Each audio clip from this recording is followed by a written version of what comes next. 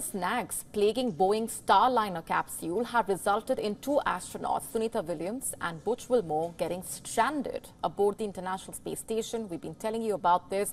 The two astronauts, however, have expressed their confidence in the spacecraft's ability to bring them back home from the orbit. Our next report telling you more. I have a real good feeling in my heart that the spacecraft will bring us home, no problem. The first two astronauts to fly Boeing's Starliner capsule say they're confident it can bring them home. They've already been in space much longer than expected.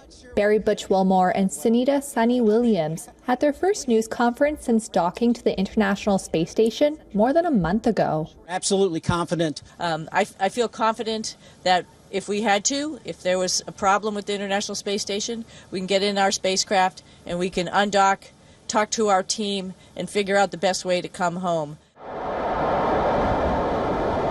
The veteran NASA astronauts and former U.S. Navy test pilots are waiting for the company and the U.S. Space Agency to fix an array of thruster issues.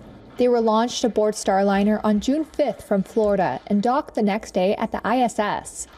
They were supposed to spend about 8 days there. Now, their mission has been extended indefinitely due to a series of issues with Starliner's propulsion system.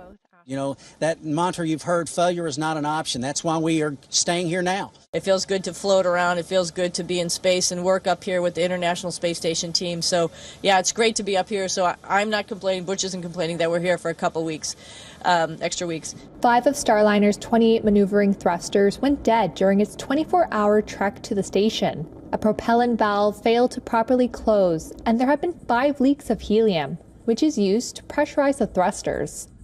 The current test mission is Boeing's final step before the spacecraft can clinch NASA's certification for routine astronaut flights. That would make it the second U.S. orbital capsule alongside SpaceX's Crew Dragon. A NASA chief has said extra testing could last at least a couple of weeks before Starliner gets the green light to bring the astronauts back to Earth. NASA and Boeing have said it is capable of getting them home in the event of an emergency on the ISS. But the capsule is not approved to fly home under normal, non-emergency circumstances until its thruster issues are resolved, or at least better understood. NASA and Boeing officials have emphasized that the two astronauts are not stranded in space. To stay up to speed with the latest news, download the WION app and subscribe to our YouTube channel.